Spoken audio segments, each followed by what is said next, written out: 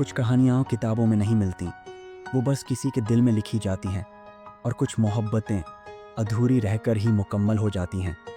ये कहानी है अर्जुन और दीपिका की, दो ऐसे दिलों की जिन्होंने ज़िंदगी को साथ गुजारने का सपना देखा, लेकिन तकदीर ने उन्हें अलग रास्तों पर भेज दिया। अर्जुन दिल्ली के लक्ष्मी नगर की एक पुरानी गली में रहने वाला 21 साल का सीधा सादा लड़का। पिता दिल्ली मेट्रो में स्टेशन कंट्रोलर थे, माँ घर संभालती थी। अर्जुन को दोस्तों के बीच दिल वाला कहा जाता था, क्योंकि वो हमेशा दूसरों की मदद करने के लिए तैयार रहता था। अगस्त की हल्की बारिश में कॉलेज के पहले दिन अर्जुन अपनी सीट पर बैठा खिड़की से बाहर देख रहा था। तभी क्लास का दरवाजा धीरे से खुला।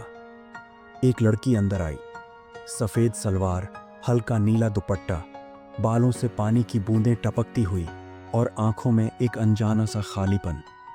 वो भीगी हुई थी, लेकिन चेहरे पर कोई बनावटी मुस्कान नहीं थी। वो सीधे अर्जुन के बगल में बैठ गई।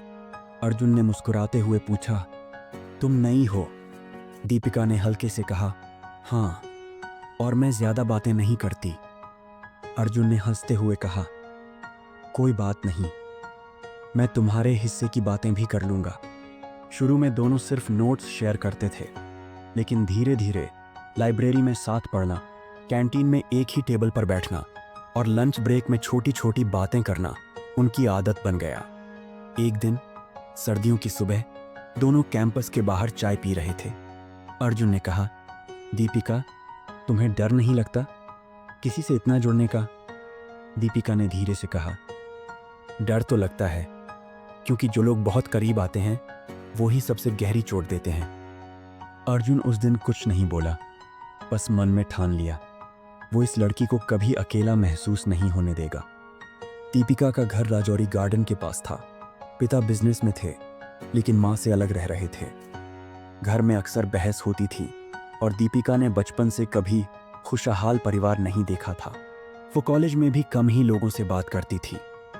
अर्जुन उसकी जिंदगी में पहला इंसान था जिसके सामने उसने अपना असली चेहरा दिखाया। एक शाम अर्जुन उसे इंडिया गेट ले गया। हवा ठंडी थी, सड़क किनारे मूंगफली बेचने वाले खड़े थे।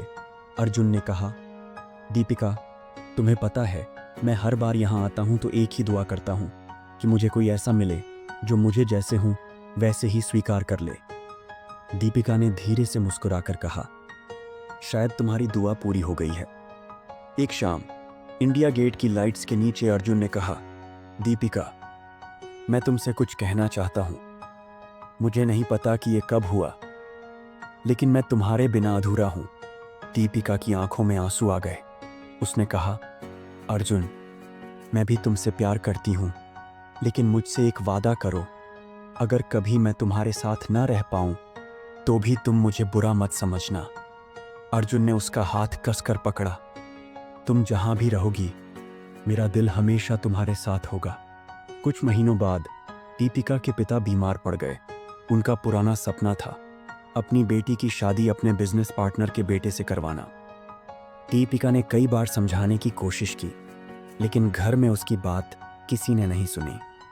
उसकी माँ भी इस रिश्ते के खिलाफ नहीं जा सकी, क्योंकि उन्हें भी आर्थिक रूप से दीपिका के पिता की मदद चाहिए थी। दीपिका ने अर्जुन को पार्क में बुलाया। उसका चेहरा उतरा हुआ था, आंखें सूजी हुई थीं। अर्जुन, मुझे तुम्हें छोड़ना होगा। ये मेरा फैसला नहीं है, लेकिन मैं तुम्हें अपनी वजह से बर्बाद नहीं कर सकती। अर्जुन ने उसका चेहरा अपने हाथों में लिया। दीपिका, मैं तुम्हें खोना नहीं चाहता।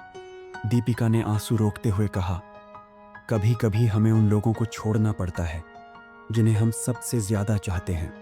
दोनों देर तक एक दूसरे को गले लगाकर रोते रहे। वो उनकी आखिरी मुलाकात थी। 5 साल बाद अर्जुन कनॉट प्लेस के एक कैफे में बैठा था। बाहर सर्दियों की हल्की बूंदाबांदी हो रही थी। दरवाजा खुला और अंदर आई दीपिका, लेकिन अब वो पहले जैसी नहीं थी। उसकी गोद में एक छोटा बच्चा था और आंखों में वो चमक नहीं थी। दोनों की नजरें मिली, कोई शब्द नहीं, बस एक हल्की मुस्कान, और फिर दोनों ने अपने अपने रास्ते चुन लिए।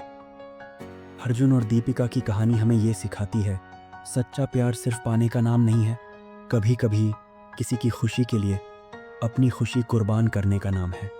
और कुछ मोहब्बतें अधूरी रहकर भी पूरी ज़िंदगी जी जाती हैं।